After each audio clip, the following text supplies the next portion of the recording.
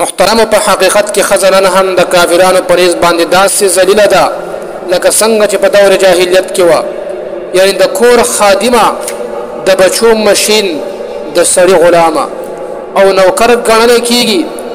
د کافرانو په نسبت د ښځې هیڅ عزت نشته دی.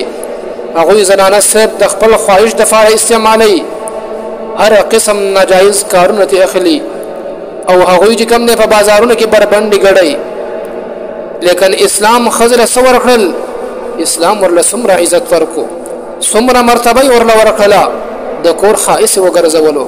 اسلام ښځې له په ماشوموالي کې شفقت ورکړو، اسلام ښځې له په ځوانۍ کې جایز محبت ورکړو، اسلام ښځې له د مور حیثیت ورکړو، اسلام ښځې له د خور او لور مقام ورکړو، اسلام ښځې ته د بهترین متاع لقب ورکړو، اسلام ښځې له دا مقام ورکړو چې د مور د قدم لاندې جنت دی، د مور اطاعت فرض دی او د مور رضا د الله تعالی رضا وګڼله.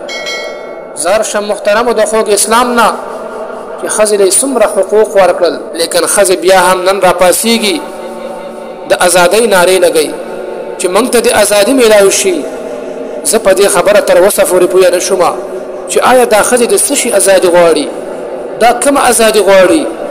الله جل شانه دې زموږ او ستاسو په دې تورسرو باندې د حیا او د عزت څادر رواج شي او الله جل شانه دې د کور زیب او زینت فکر